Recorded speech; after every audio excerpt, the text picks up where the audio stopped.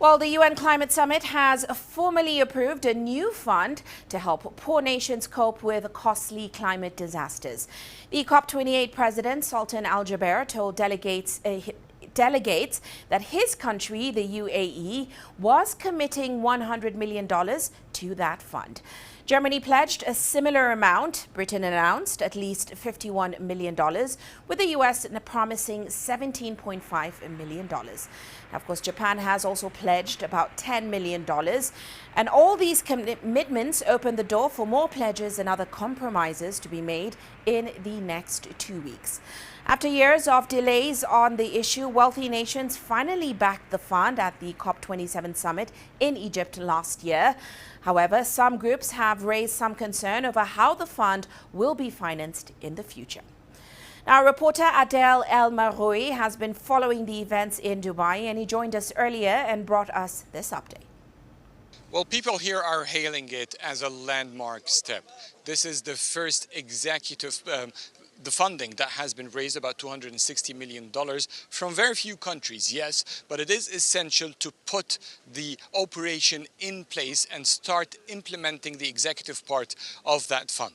Now, the fund needs a lot of money. The Egyptian COP champion, one of the main negotiators in COP27, who have put loss and damage on the agenda and has been implementing the agreement of the COP, the loss and damage fund, he says that one of the studies indicate that at least 150 billion US dollars is required for that fund every year. So it's a significant step, but still it is a step in the right direction, and that's why it has been quite supported as COP begins its operation here in Dubai.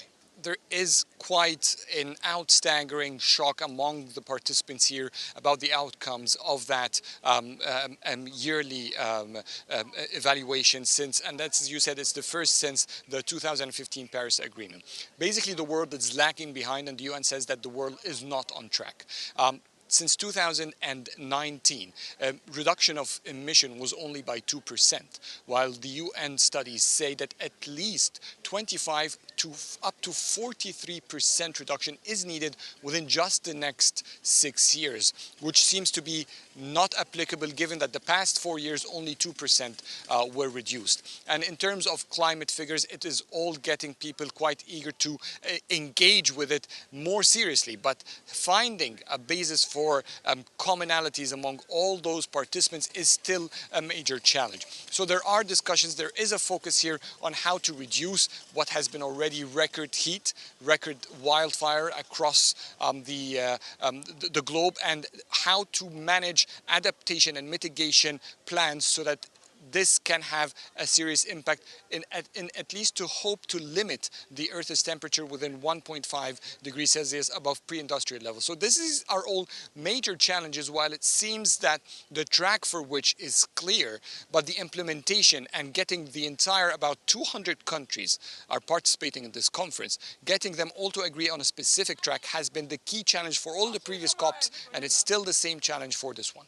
Well, Africa seems to be quite on the same page when it comes to climate issues and having the developed world's commitment toward the loss and damage that it has experiencing.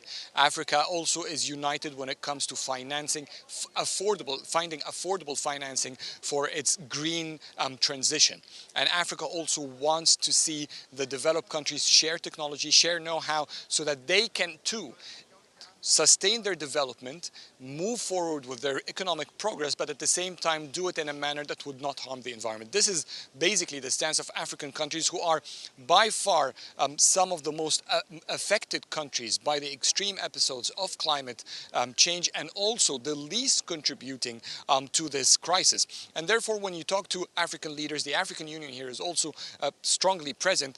This is a message that you see among all participants and all delegations. The same happens as Egypt, the North African country, handed over the presidency of the COP to the United Arab Emirates, and through which the Egyptian Foreign Minister, Sameh Shoukry, the president of the previous COP, during his speech today insisted that more must be done and that developing countries must have the support they need, specifically Africa. So Africa is on the focus, it's in the center of the negotiations. The UAE itself last year pledged about 4.5 billion US dollars in a financing initiative for green projects in in Africa. So this too will help to push the African agenda forward.